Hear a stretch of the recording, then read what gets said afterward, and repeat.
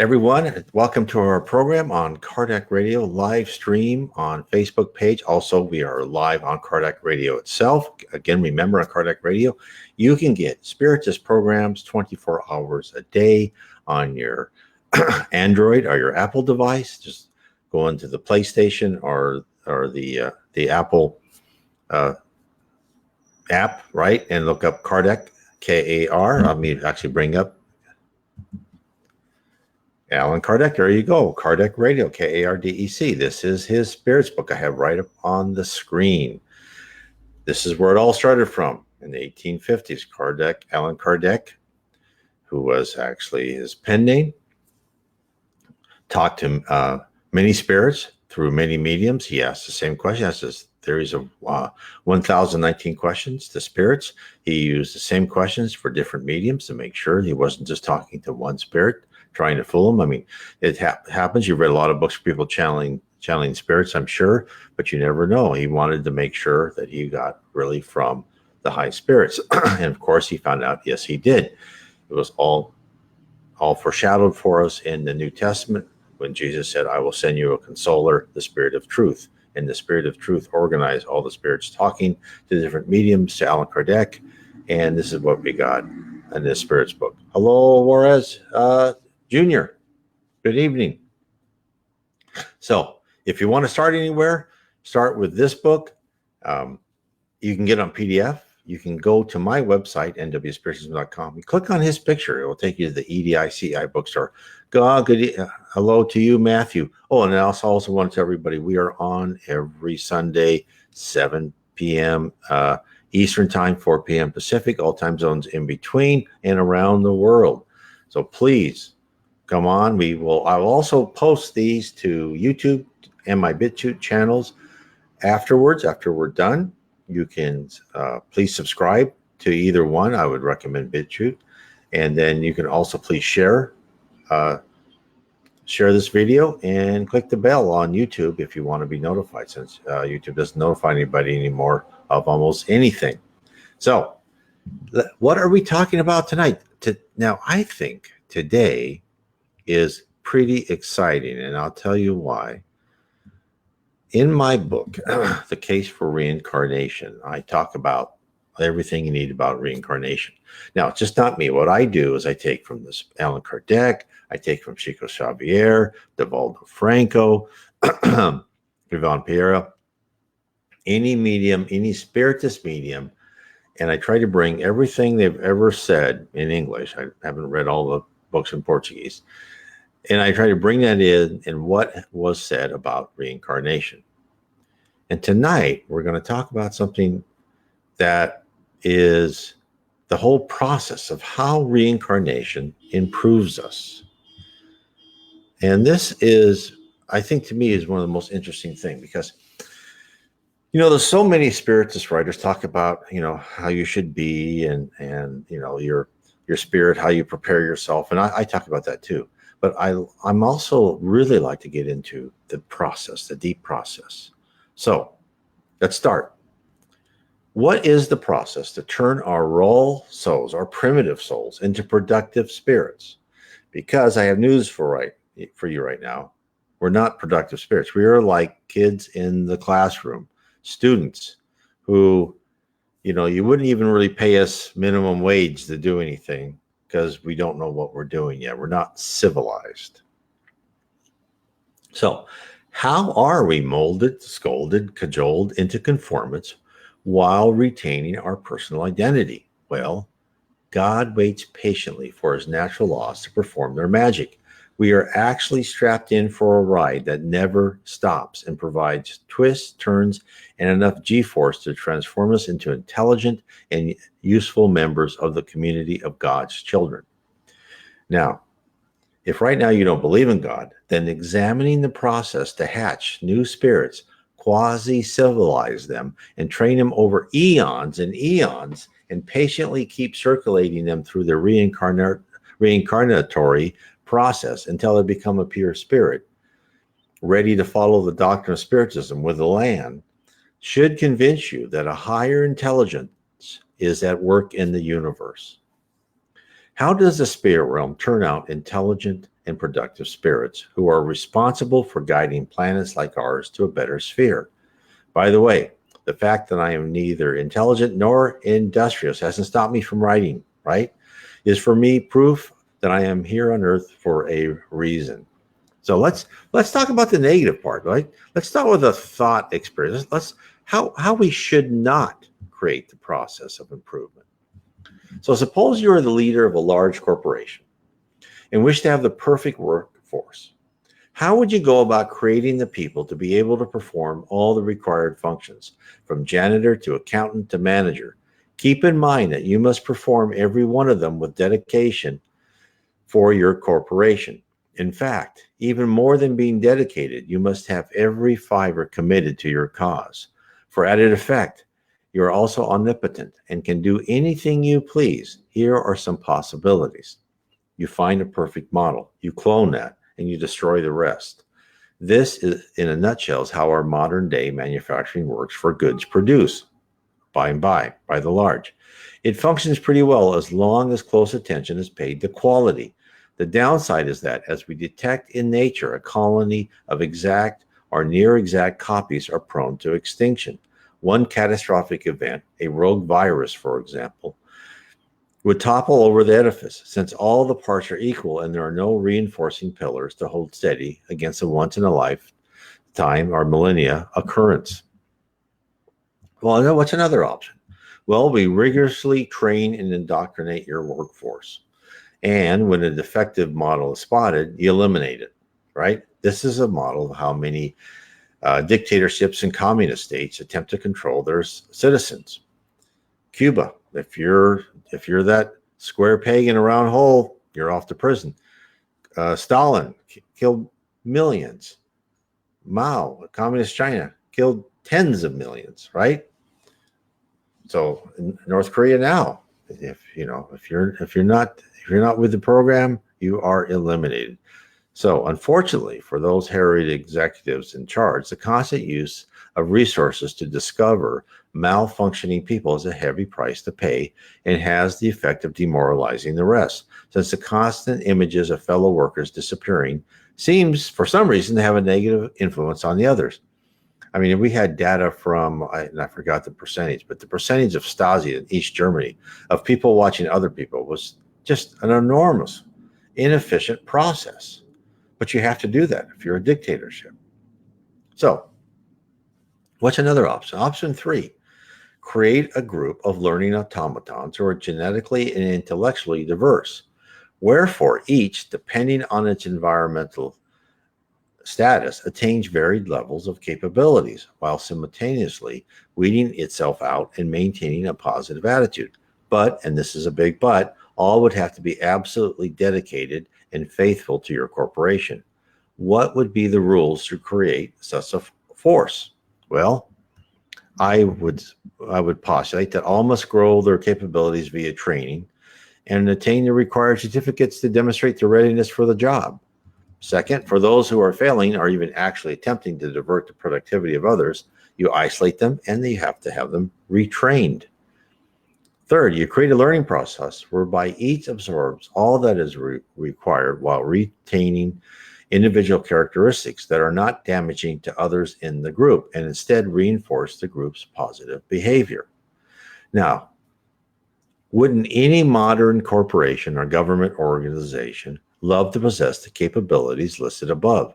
Wouldn't it be ideal to have a collection of employees performing functions from the lowest level of difficulty to the highest, all with dedication, initiative, and absolute love for the highest authority? Think of that. If someone had that, everyone would be having PowerPoints galore and doing it now. Well, it's being done. It shows how intelligent what's going on. So, while option 3 is well beyond any organization based on Earth today, the spirit world is using a variation of it and is filtering us through that process, turning out brilliant, competent, and loving souls, creating a meritocracy beyond Plato's vision of his republic. In Plato's Republic, the basis of training potential leaders called guardians is this, and I'll quote from Plato's Republic. Guardians should be educated on these four virtues: wisdom, courage, justice, and temperance. They also suggested that the second part of the Guardian's education should be on gymnastics. With the physical training, they will be able to live without getting medical attention often. In other words, the physical education is training which will help prevent illness and weakness. In summary, Socrates asserts that both male and female guardians should be given the same education, that all wives and children be shared, and that the ownership of private property ought to be prohibited amongst them. That's just for the guardians. The following outlines are stages that the guardian should grow through before they are able to lead their people. Until 18, basic intellectual study and physical training, followed by 2 years of military training, followed by 10 years of mathematics, at 30, 5 years of dialectic, how to learn, followed by 15 years as leaders, trying to lead people from the cave. Note this is figurative, not literal. Upon reaching 50, they are fully aware of the form of the good and totally mature, ready to lead. So,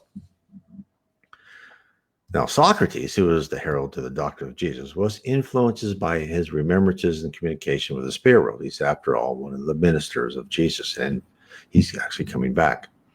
He intuitively knew that eons spent in successive lives, learning, suffering, and preparation to purify each spirit is necessary. God has set the process by his natural laws. Laws such as for every action there is a reaction, do unto others as you would have them do unto you and others. But the constant organizer, the filter, the driver which is at the controls is really the law of affinity. Like attracts like, a simple concept, but one which is indescribably powerful.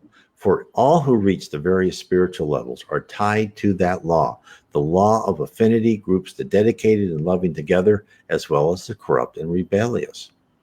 For the very thoughts and actions a spirit commits places that spirit in the correct category. When a good spirit commits a wrong act or generally doesn't fit in, that spirit will automatically descend to a retraining area where they will determine on their own the course to take to reascend. As I said before, when someone goes in the law of affinity and they go down into that lower zone or even below, right? How does the spirit world fight evil? Well, they use evil to fight evil. So if you're a pickpocket and you go down where there's other little petty criminals, guess what? You're going to be with all people like you, and they're all going to take advantage of you, and they're all going to use you as a personal slave if you let them. You're not going to like it there. Even if you're the top dog, that gets old. So then they finally, no one is in hell or purgatory forever. And they finally decide, well, this is not I don't like this life. Then they start ascending. It's brilliant. It's absolutely brilliant. That's what I want everyone to know. This is so much above us that we just have to, in awe of this process, to turn us into loyal, dedicated, intelligent, but all unique. We all have our unique personality, and yet we're really efficient and smart and intelligent. It's just amazing. So, what could be more beautiful than the machine controlled by the coded laws, hurtling ever contracting filter as we ascend, periodically reworking out our imperfections, where each individual spirit comes out as separate characters, separate personalities. We're not clones, we're not robots, but at a comparable level of overall goodness and the capacity to love. It's brilliant. Now, what's our training? So, each spirit must begin somewhere. Where better than to send them to the place in which they're exposed to the worst conditions imaginable? A primitive planet, right? When you create this new spirit, it doesn't know much. They've probably been some sort of animal or whatever, based upon their instincts. Now you have this person with a lot of instincts, and you say, okay, hey, we're giving you free will, right? We're giving you free will.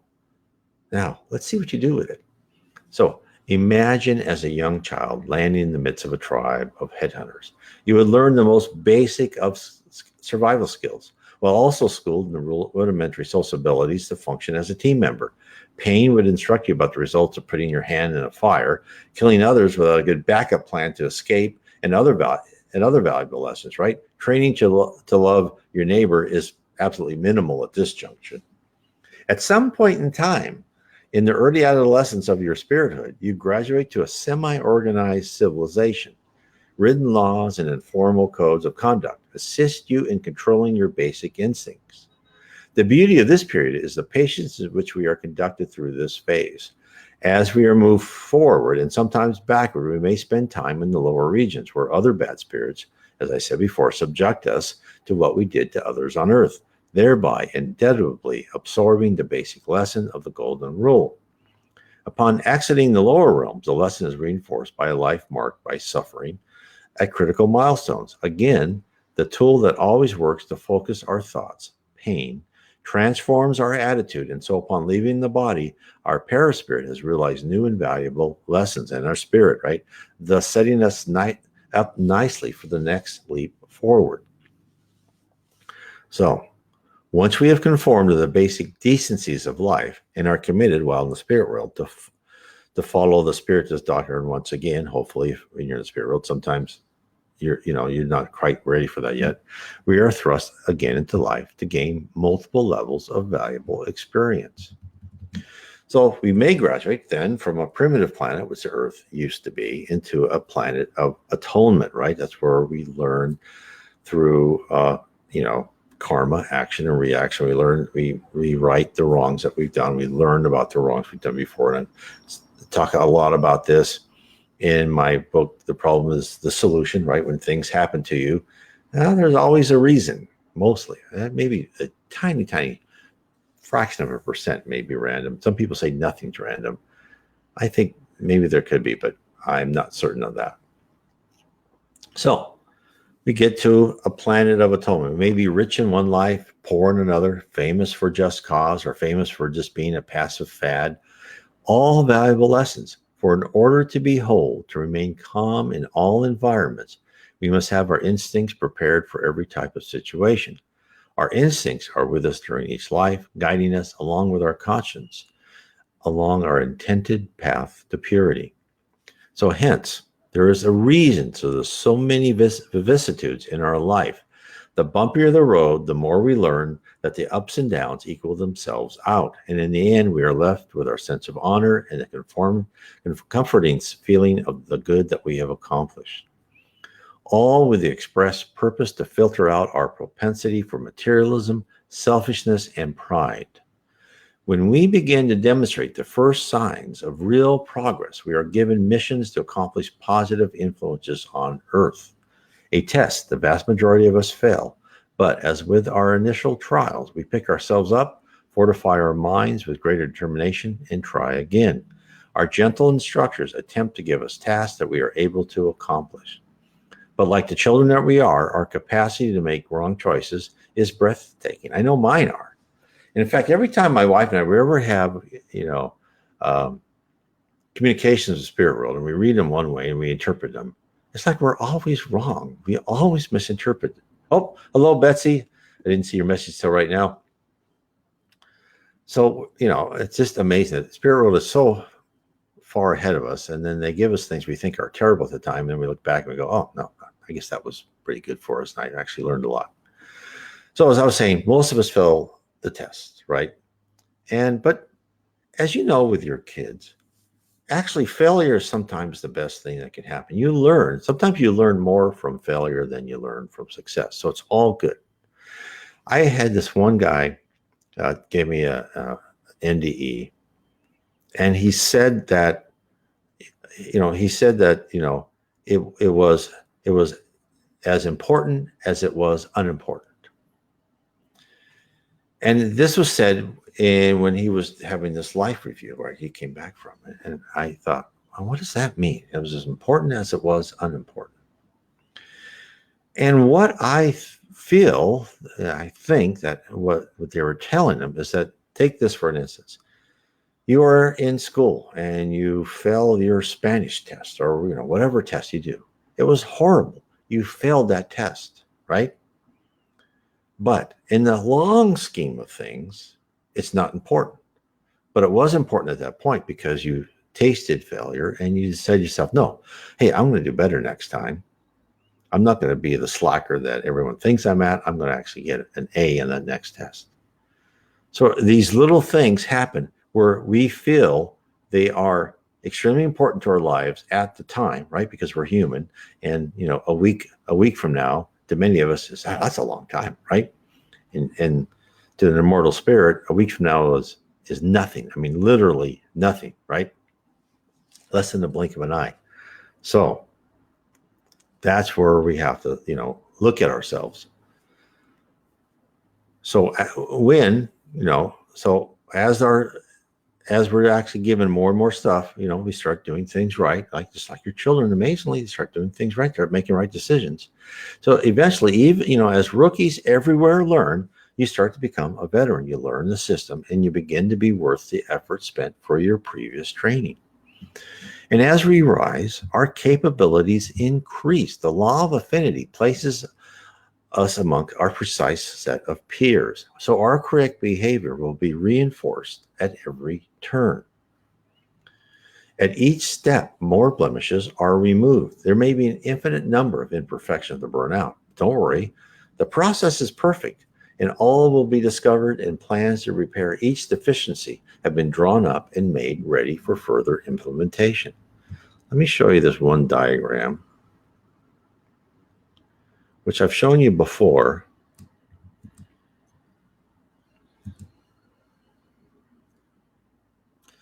So it's the process, right? And we go through this over and over again as many times as it takes, right? It's, our previous life, each everything, each thought, everything is recorded, every detail. Now, when you go back in the spirit world, right, that's planned. Then in your current life, again, your results, your life is planned out, right? Results from your previous life, occurrences, right? The plan it's everything. Everything is there. You've got another blueprint. Now, as you have corrected or not corrected things from your previous life, your future life is already taking let me say it better. The life you're living now, your current life, is already fashioning your next life. You're already creating that blueprint, the steps, the project plan, however you want to say it, is being readied for you. Now, things can always change at the end. You can always make course corrections, but these things are all known. So this is why a life that you live well and you treat others well, even though you can deny yourself material goods, is so much more important than, being one of the rich people with a yacht and taking advantage of others. Nothing wrong against rich people, the ones who deserved it by working with others, giving people good employment, etc. They deserve everything they get, and the spirit world knows that. They also know that capital.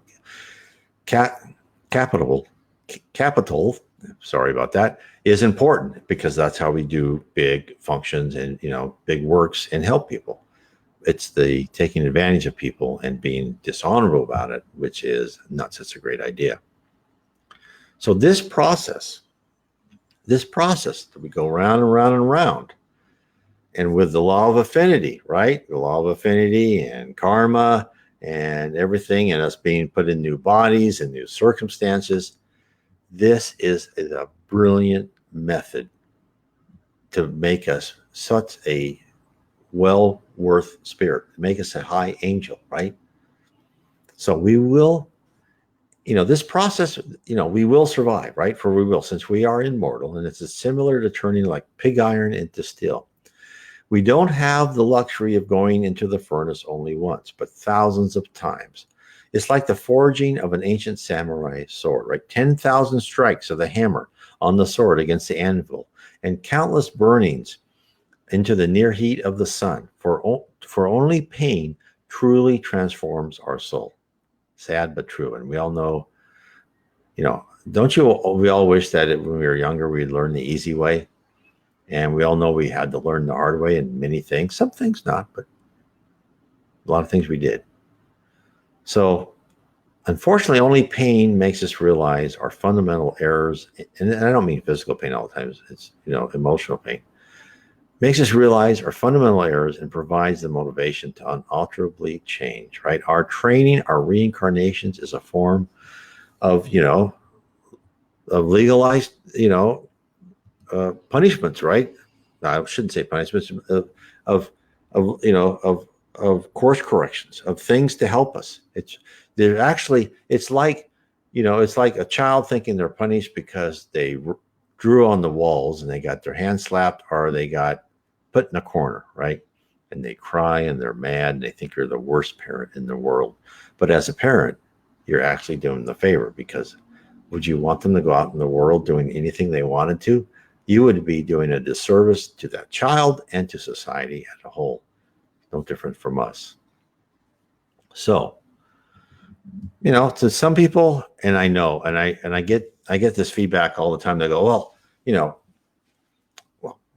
God forgives all, right? God forgives us. Well, why are we, why am I being punished for something I did in a previous life? And I answer, yes, God forgives. God loves you. But it doesn't mean you're not going to be trained and you're not going to have an opportunity, a really great opportunity to change yourself. That's what we need to take away from this. So again, it may sound cruel, but given the authority and supremacy of an advanced spirit, would you have it anyway? An advanced spirit can do amazing things. Jesus Christ, who is one of the members of the community of pure spirits in charge of around our solar system and other planets too, actually with a group of spirits helped create this solar system, put in place Earth, guided the evolution of Earth, guided the making of the moon, guided the evolution of life. Can you imagine someone who's not perfect doing that? No, of course you can't. Oh, Marilda Viega, hello to you. Welcome. This is why our life is tough. This is why it's worth it. Would you want to fly in an airplane with a pilot that says, "Nah, I didn't want to go in the simulator. It was," and all these bad things happen, and I feel bad. And no, I just want to fly the plane. I'll be okay. No, you don't want that. That you would be crazy to get on that plane. Same with us. We have to be trained, but we're trained for something so marvelous and so powerful, and we will be extremely powerful individuals. Life in the spirit world, in the upper regions, where your thought is action, is more than any fantasy or science fiction book I've ever read, right? I've read books with, wizards and things like that. But the fact that you can just create out of nothing and you have all these people around you who have the same aptitude and you're all working together really nicely, this is so far beyond anything that we can realize.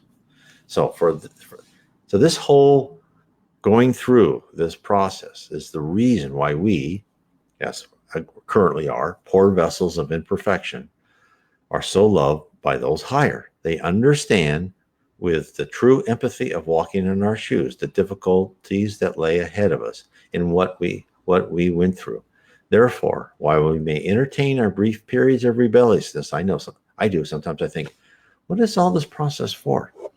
I come back to find, well, that's the process, and it's something good, and I always enjoy serving, and I always feel good after that. And in fact, studies have shown that the people are happiest are the people that are helping others. So we eventually intuitively comprehend the requirement to learn and emulate ourselves into the fire, right? To rise once more, just a little bit better than before. So I hope that has been of interest. And now let's talk about how this applies. And I want to talk a little bit about Spiritism first, because I've talked about the whole process of reincarnation. And now I want to go back and show how this all fits within the doctrine of Spiritism. Spiritism is not a religion. Spiritism, there's no priest or reverence. You don't have to wear anything. There's nothing you have to or not have to eat, right? It's it's a doctrine and it's information put on the table. In fact, before I get into that a little bit, let me just recommend, if someone wants to learn more, and I would suggest you go to spiritismstudy.org, and I've already been doing this with several people. And you can get on that. You can go kind of scroll down a bit, and you can actually get an appointment with me or Sergio, and hopefully there'll be others that would be more than happy to talk about Spiritism. And I'm not going to make you study anything or guide you or tell you, if you have to buy something or whatever. No, none of that. Oh, hello, soul. No, we converse. You ask questions. And then if we talk together and we go, well, let's study this book. I know one person we wanted to study on the Way to the Light, which is a great book about the whole history of humankind. And we've been just having fascinating discussions. And this guy's been telling me things that I haven't heard of before. So it's just been great. So anyway, go to spiritismstudy.org, and I think we can learn a lot together. Oh, hello, Ivani. Good evening from Brazil. So I'll say that's where I'm at right now too. Okay. So where was I? Oh, Spiritism. I wanted to go, after we talk about the process, I want to talk about Spiritism. So there's good news and bad news about Spiritism. First, the good news is you're immortal. You will live forever, and you'll experience life after life in a quest to perfect yourself. You have a mission, the most important mission possible, to improve, to love, and to be charitable. You're going to be part of a grand plan to not only raise yourself, but your neighbors and the entire human race. Now for the bad news, right? For every wrong you commit, you will have to atone for it in this life or the next. This is why it's not easy being a spiritist. And the trials you're experiencing are the results of errors you've committed in the past. So I've just said about reincarnation and this whole process, right? I did that process. Plus, not everything you do is because of atonement. You also want to give you a broad education, right? When you go to school, you got to learn English and math and science, right? Those things, maybe we have to lead an army because we have to get that experience. Or maybe we have to be, we have to be a salesperson because we have to have that experience. So it's all there. So what was the first seed of Spiritism? Well, the first mention of what was promised is when Jesus promises information in the New Testament, John chapter 14, verses 15 to 17. This is what is said. If you love me, keep my commands. Oh, where do you get On the Way to the Light again? I'll have to write it down. You can go to the EDICI bookstore. So click on the picture of Allan Kardec on my NW Spiritism, and you'll find it there. It was done by the Spirit Manual to Chico Xavier. It's one of the Chico Xavier's book. So you can also look up Francisco Xavier and then look for his books. There's lots of them in Portuguese too. So you might want to look Xavier On the Way to the Light and look for it that way. If not, send me an email, Matthew. I think you have my email. We've talked before. And I will get you the link to Amazon or the EDICI bookstore so you can get it. So where was I? Well, let me go. Yeah. John chapter 14, verse 15 to 17. If you love me, keep my commands, and I will ask the Father, and he will give you another consoler to help you and be with you forever, the Spirit of truth. But the world cannot accept him because it neither sees him nor knows him. But you know him, for he lives with you and will be in you. And then also in John 14, verse 26, but the Consoler, the Holy Spirit, whom the Father will send in my name, will teach you all things and will remind you of everything I have said to you. Now, these Bible verses herald the announce the advent of Spiritism. They bear repeating, for the Spirit of truth, after 1,800 years, finally arrived, right, in the 1850s, to let us know to start our preparations for the next stage of humanity. What did the Consoler actually do? What did he contribute? Spiritism states that Allan Kardec was the codifier who presented the Spirit of truth, the Consoler, and that in the 5 books that Allan Kardec assembled, He revealed the extent of the spirit world, who is God and Jesus, why we are here on earth, how we should live, and the doctrine to follow. That is all. The answers to questions that every one of us have spent nights pondering. Now, I'd like to make sure. So many people believe that the Bible is the be all and end all, right? There's nothing more. Spiritism tells us that the Bible was written according to the technology and the culture of people at the time. They could only tell people what they could understand, and that Spiritism is these 5 books by Allan Kardec are not the all and be all. That we are going to be told more and more. And in fact, in the books by Chico Xavier, Divaldo Franco, Leon Denis, etc., we are being told more and more information, and the Reverend G. Bowen, which is fantastic. In fact, I mean, go off on a tangent real quick. I really recommend, if you want to understand the spirit world, where you are here, what the higher levels of heaven and what spirits do, read my book, Heaven and Below, Spirits and Spirit Universe, and How We Are Guided by Spirits. It's a series of 3 books, and I go through all that, and it just tells you so much more. Now, and I'm not going to say it tells you everything, because I still think is what we're being told by the Spirit is like looking through a keyhole and just kind of seeing the shadows and the movements. There's so much more that I'm sure that I have no clue. So let's talk about Allan Kardec. So Allan Kardec, as I said at this beginning, is the pen name of the French teacher and educator Hippolyte Léon de Zenard Rival, and he was born in Lyon in France, October 3rd, 1804, and he died in Paris, March 31st, 1869. And he was raised as a Catholic, and he was a teacher of mathematics, physics, and chemistry. He was a very good person. He actually wrote textbooks that were used years after he died, and he organized and taught free classes. And it wasn't until he was 51 years old when he first encountered spirits.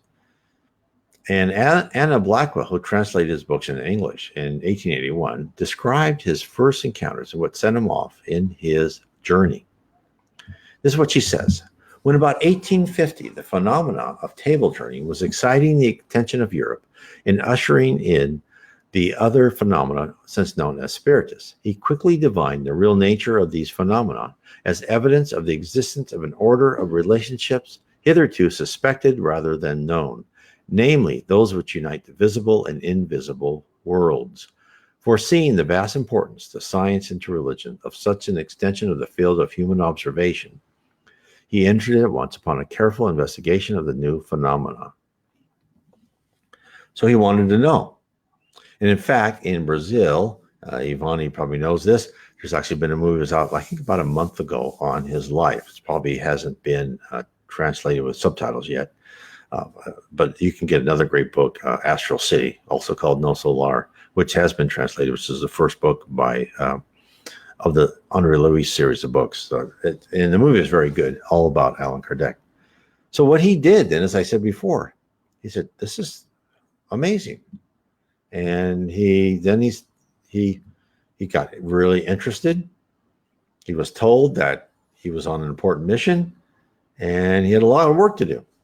And so he discussed with his wife, okay, how could he get more information? So he created this series of questions. And in the Spirits book was the first 1,019 questions. And of course, given his analytical background, right? And just think how, so when you think about reincarnation and the spirits, think how for Allan Kardec, or actually, Hippolyte Rival, they made him go to the right school. They had the right parents. They made sure he survived whatever childhood diseases he had, right? Those days, no penicillin. Everything was planned out for him to come to this point so he could help write about Spiritism. Think about how complex these plans are.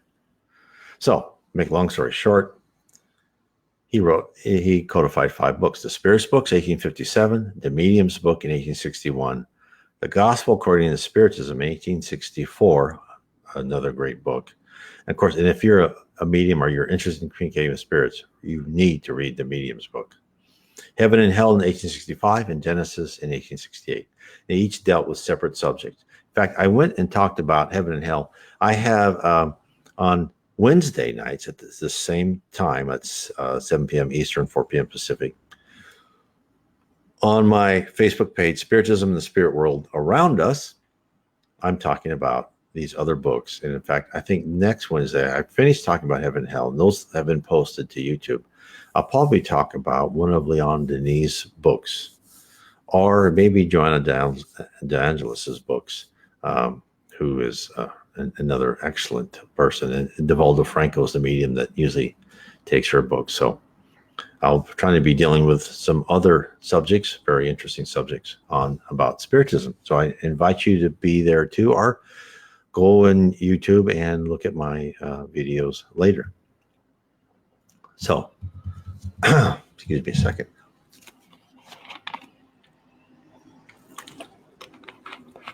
So for everybody here, what are, in my estimation, so this is me, and this is not being told by spirits. This is what I try to make it easy for people to understand what the basic tenets of Spiritism are. Love God, do, and then follow the golden rule. In fact, even the Spirit says, if you want to put Spiritism into one thing, it's follow the golden rule. Do unto others as you would have others do unto you. Practice justice, forgive all who offend you, and make amends for our own wrongdoing.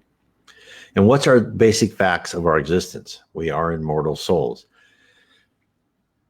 You travel through multiple lives as a process to learn to love, be fraternal, and selfless. And the goal of every spirit one day is to become pure. There's no eternal hell. It's a station for souls who are materialistic and have excessive love of self. There are many levels of heaven. Heaven is not a place where we have eternal leisure, but one of ongoing work to help others. And life on earth is like a school. You are assigned events in your life, and how you react and behave will determine your spiritual progress. All very important. So in the 1930s, though, the medium Chico Xavier began psychographing, which is the process of medium writing under the direction of a spirit. Messages and books sent by spirit. And from the very beginning, he was told to always follow the doctrines of Allan Kardec. Chico wrote more than 450 books by the time of his death. Actually, afterwards, I think it got up on, 500 or close to that number. So what else what are the kind of important highlighted, newspaper headline things that we learn? When Jesus referred to the great consoler, he was foretelling the arrival of the Spirit of Truth, which was codified by Allan Kardec. For the earth to progress, the human race needs to understand that every action they do here on earth will have consequences in their next life. Thirdly, the Bible was written by men under the influence of their beliefs and culture at their time. And while the central spiritual message of love is eternal, the stories of the Bible, such as the earth being made in 6 days, are allegories and are not meant to be taken literally. And we are being told this now because the human race is culturally and technologically advanced enough to be able to accept these messages. Number 5 is Spiritism is not meant to replace religions, but to supplement them with the knowledge of the basic doctrine of reincarnation and its purpose. The spreading and acceptance of Spiritism will enable the world to begin a new age where war is a thing of the past. Number 7, the spirit world has planned these events and is guiding the earth through subtle interventions. And number 8, at some time in the future, science will definitely prove the existence of a soul and an afterlife and the spirit world. So as one can see, the tenets of reincarnation have also been delivered to us via an alternative channel, that of the spirit world communicating directly to mediums to alert us of a life beyond our single human existences. And while all around us, people who have had psychic abilities or those who've had NDEs experiences are reporting the same philosophy of love and redemption through trials. It's all out there if we just have to listen. Now, I know people are going to say, you have no proof. And right, if I had to go and give exact proof, I would fail. Maybe some people would succeed. I have my own proof through my own experiences where I was told things would happen far in the future from someone who knew them for 15, 17 years before they even met me. How can that happen, right? That's what brought me on this whole journey. How can someone tell me that and I mean detail, which they had no idea what they were talking about, but it was in detail. How can someone know that unless we are being guided and our life is into trials and tribulations, right? And that's how I found Spiritism. So what's our plan? So discovering Spiritism leads one to the feeling that you are on a roller coaster, right? It's tough being a Spiritist because you know how many people you see, like, oh, Google and these guys are watching me all the time. They, government's intrusive. Well, I got news for you. That's nothing compared that everything we do is recorded. There's nothing secret. Our minds are an open book, even to the spirits around us. They may not see them so much far in advance, but we are an open book. And when we do something wrong, we're going to have to make up for it and learn from it. Unfortunately, you can't just, back in the old days, that Martin Luther rebelled against, where, you pay some money and, okay, you're absolved of that. You'll be fine, right? It doesn't work that way because the process to make us perfect won't allow that. Right? They're not going to allow people who aren't perfect through that process I just talked about. And so it's, you will, hopefully from this, you'll have a larger set of questions. And that's why it's very important to study Spiritism. Go to spiritismstudy.org, because you really need to understand, what this is. And that's why I believe in Allan Kardec's The Gospel According to Spiritism. The starting point for understanding your part in this whole process in your trials is in this paragraph. Christ said, "Blessed are the afflicted, for they shall be comforted." But how can we bless suffering if we don't know why we suffer? Spiritism shows that the cause lies in previous existences and in the destiny of Earth, where humans expiate their past. It shows them the purpose of their suffering as being salutary, which leads to healing, and which are the purification that ensures happiness in future existences. Humans understand that they deserve to suffer, and they find suffering to be just. They know that the suffering aids their progress, and they accept it without complaining, just as workers accept the work which will ensure their wages. Now, I do take a little bit, saying like humans understand they deserve to suffer. It took me a long time to understand that there was reason for that. He's probably being charitable, letting us know that we're probably wiser than most of the people reading this, at least me. But eventually you do realize that. And that's what's important. And that's why it's so important to understand. Each one of us needs to understand our place and our destiny. So according to the quote above, right, we should gladly accept whatever's thrown at us with a smile and work our butts off to get through it. That is really, if you can do that, oh my heavens, you are ready to ascend. You are going to be, I'll be working for you someday, right? I'll be there. Yes, sir, right? You will be far above, right? If you can get that attitude, God bless you. And I'll say, yes, ma'am, yes, sir, you deserve that. Let's start helping other people. That is so important. In fact, I talk about how to ascend, right? And what you need to do to really start understanding spiritually how to get your life in order, what your priorities are. In my book, How to Live Inner Peace Through Spiritism. And I took this not from what I thought, but I took this from a very short 24 stanza poem by Andre Louis. And it went like 2 or 3 words, right? Each stanza. And what are the steps? And I took that and I took, what does this mean? What does this mean to us? What does this mean? What does the spirit world mean by those few words? And then how do we achieve it? Because that is really what will get us where we want to be. And that's how to live inner peace through Spiritism.